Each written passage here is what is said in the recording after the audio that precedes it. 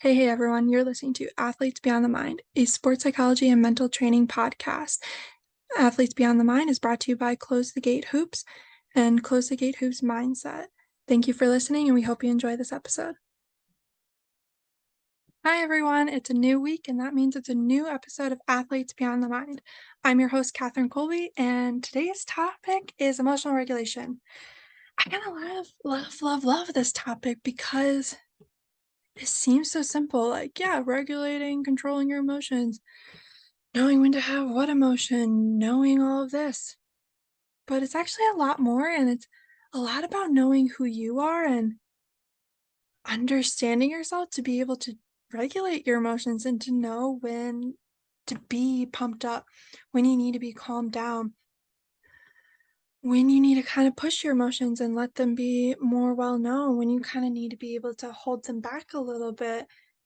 It's really fascinating, which is why I really love this topic. And I like to do this topic in individual sessions where you talk with the individual about what works for them, what they need, things like that. But it's also really fascinating when this topic of emotional regulation is done in team sessions as well, where you have these workshops, and I consider workshops experiential activities to teach these skills.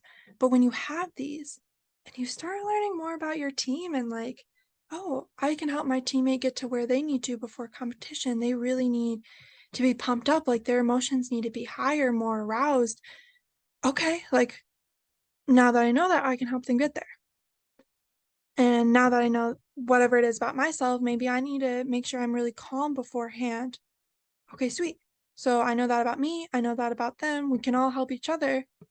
And now it's not just one person being able to do this, it's a whole team. And now you're being successful as a team, you're winning, you're doing all these awesome things because you now know who you are and you know what you need to do.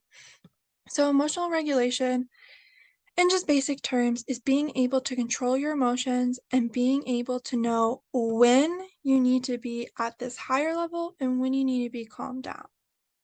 That's a basic way of understanding it. There's this amazing graph that shows it. It's this like upside down U, and at the low ends, it's like that low arousal, low pressure, and at that little peak, it's that high arousal, high emotion. So oftentimes that peak is in the middle of competitions, in the middle of a big game, um, a big test, a presentation, like that's where you need to be. All right, awesome. But how do you know where you fall on that graph? Does everyone fall at the same time? Like, do we all need the exact same thing as everyone else? Or maybe we're shifted a little bit. Maybe I need a lot more emotion and pumped up and higher energy before a game, before my teammate. They need it way lower. All right, so how do we know that?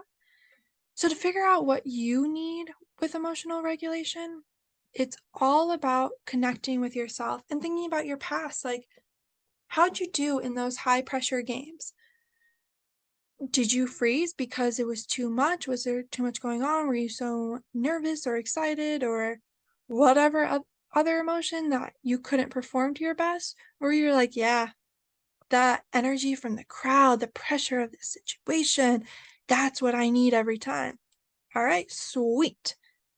Now you know where you are. You're going to be a little bit more shifted where you need that high arousal before every game. So even if it's a game that maybe you've beaten this team every year by a lot and you're like, whatever, it's just another game against this team. We don't really need to try, which you should be trying every time. But now you don't have those emotions, those nerves, those excitement, the anger, the happiness, the whatever that you need to be able to perform your best. So how can you get from where you are to where you need to be? And now vice versa, maybe there's someone who doesn't do well in those high pressure situations. They almost feel overwhelmed, like too much is happening, that they freeze, that they forget that they have these skills, that they don't know what to do, and they need to be able to calm down. Okay, so now you have these two people, and there's all these spectrums in between of where you could be. So how do you get either from here to here or from here to here? And that's all about the individualized. So a lot of times, some things, simple tips that you can do to get from wherever you are to where you need to be. One of my favorites is music. Music really connects to us emotionally. We have our favorite songs, our favorite playlists, whatever it is.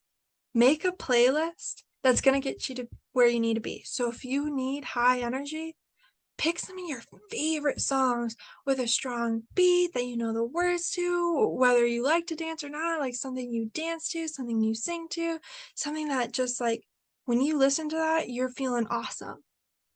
And if you're on the other end of the spectrum where you kind of need it more calm, pick a playlist of that, like some songs that relax you, those songs that when you just need to calm down, you're like, yeah, I love that song.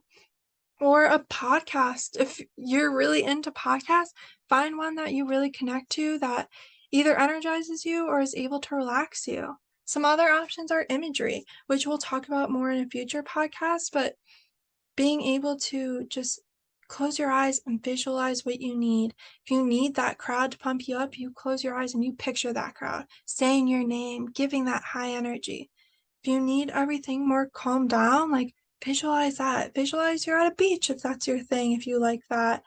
The waves crashing against the sand, the sun shining on your skin, and that it's an empty beach. You have it to yourself and everything's just the way you need it to be. Or maybe you need to talk to your teammates. Have that teammate that's a little bit wild in the locker room that can pump you up, that can yell at you, that can get things a little crazy.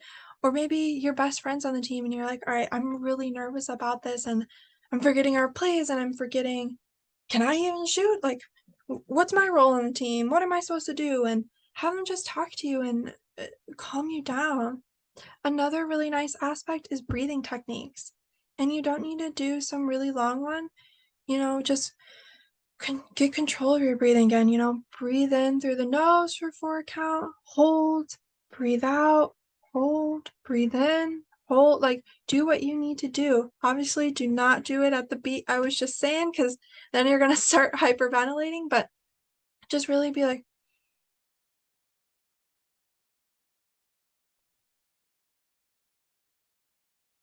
something more along those lines where it's slower, where you can feel your heart rate slowing down. You can feel your breathing slowing down. You start feeling connected.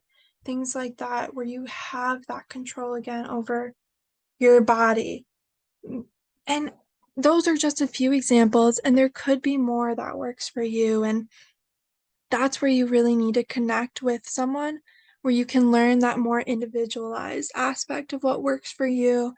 And maybe you're someone in the locker room who needs their own space. You don't like talking to your teammates beforehand. You just gotta get in the zone, as to say. Like, you just need to really focus on what you're doing. Let your teammates know that. Let your teammates know what you need and learn what they need so that you can all be there together and help each other get to where you need to be. Because the goal is to win, and you win as a team. You don't win because of one person. You win as a team. Offense, defensively, you need each other. So learn about each other. Learn what works for each other, because that's how you're going to get to where you need to be to reach those goals, like we talked about last week. And it's also really special because when you learn how to regulate those emotions and get to that zone you need to be in, and it's called the optimal zone of functioning. That's kind of what I've been talking about. That's the specific name for it, the scientific name, the name that was given to it. It's that optimal zone of functioning. You can get there outside of sports too.